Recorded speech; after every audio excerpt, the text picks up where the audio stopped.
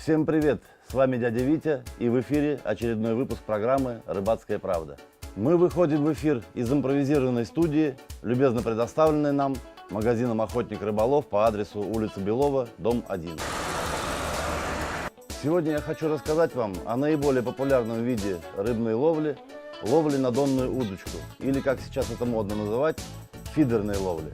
По сути, эти два понятия означают одно и то же – лов рыбы со дна с доставкой прикормки непосредственно к месту лова.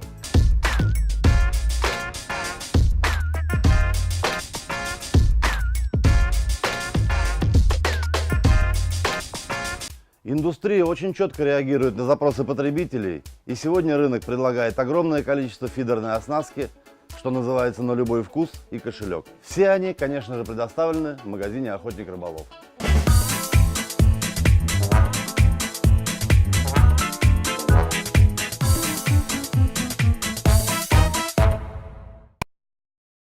Сегодня я хочу рассказать вам о самой простой оснастке для донной ловли, которой сам пользуюсь много лет и не собираюсь ее изменять, поскольку не вижу смысла.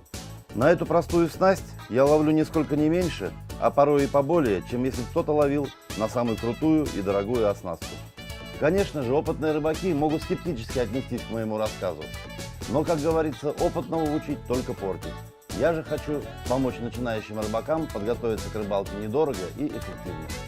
Вначале я расскажу, как и из чего изготавливается простейший донный монтаж, а затем мы покажем, как он работает в реальных условиях. Наша оснастка состоит из основной несущей части, в качестве которой выступает плетеная нить. Главное ее свойство – это прочность. К ней прикрепляется так называемое коромысло из столистой проволоки. Все это имеется в продаже в рыболовных магазинах и стоит очень недорого. К концам коромысла закрепляются поводки, достаточно небольшой длины, чтобы они не путались и не пересекались. Общее правило: в оснастке ничего не крепится на простой узел, все делается на петельных соединениях. То есть любые привязывания – это через петельное соединение. К концам поводка закрепляются крючки. В данном случае я применяю крючки 11 номера. Такие вот они с длинным швеем и изогнутые. То есть практика показала, что они наиболее уловистые, и с них самое минимальное количество сходов происходит. Некоторые рыболовы устанавливают еще третий крючок где-то вот в этом месте. Но я считаю это нецелесообразным, поскольку третий крючок увеличивает количество зацепов на треть и, соответственно, вероятность потери снасти. Далее мы переходим к очень важному элементу оснастки – это кормушка. Существует огромное количество видов кормушек, вот некоторые из них здесь представлены. В нашем же случае мы применяем совершенно простой вид пружинной кормушки, которая одновременно является и грузилом, то есть два в одном. Кормушка располагается на основной нити и действует в скользящем режиме, вот таким образом. Некоторые делают ошибку, закрепляя кормушку в неподвижном виде, скажем, вот таким образом, ограничив ее стопорами. Это неправильно, поскольку рыба, осторожно взяв наживку, начинает ее тянуть и чувствует вес кормушки. И тут же выплевывает наживку обратно. Получается пустая поклевка и трата времени. В случае же, если кормушка расположена в скользящем режиме, рыба берет наживку и не чувствует веса кормушки. В то же время сигнал подается на сигнализатор, и мы спокойно подсекаем рыбу. Итак, мы с вами изготовили простейший донный монтаж. Чтобы испытать его в деле, мы отправились на Урал.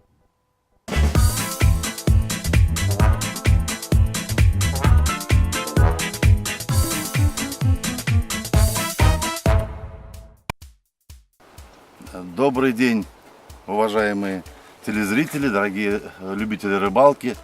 Программа «Рыбацкая правда» на Урале. Мы приехали сегодня на Урал. Вот место чуть пониже по течению Уральского отделения. И будем испытывать монтаж, который мы показывали в студии, который вот я собирал на ваших глазах. Сегодня мы его испытаем в действии. Прикормка у нас готова.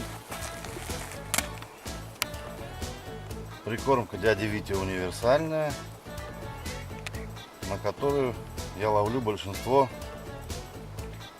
своих уловов. Так, вот так выглядит монтаж перед забросом. Очень важный момент: груз с прикормкой у нас находится в скользящем режиме. Это очень важный момент. То есть рыба, произведя захват, не должна чувствовать массу груза, иначе она просто выплюнет наживку. А вот таким образом она ее не чувствует, и просто происходит нужная нам поклевка, и мы все видим это на сигнализаторе. Удилище совершенно обычное, совершенно недорогое. То есть наша задача показать, что рыбачить можно с недорогими снастями для начала, скажем так. Но опытные рыбаки могут, конечно, приобрести снасти подороже, на свой вкус и в соответствии со своим размером дохода, скажем так.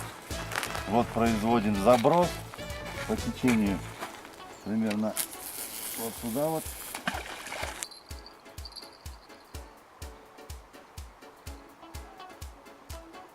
Более потяжки, потому что уже несколько раз рыба обманывала.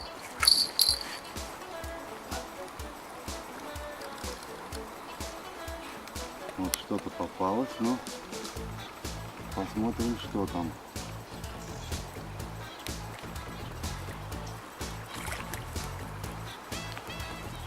Подвязок небольшой.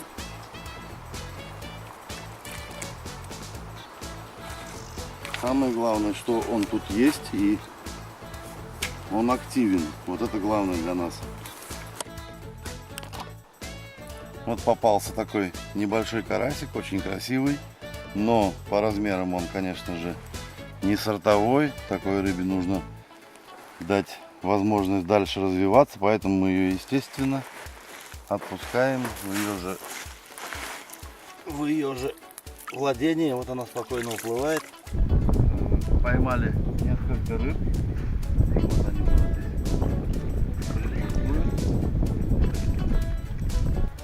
у нас осталось еще одно мероприятие. Это сбор валяющегося мусора с берега.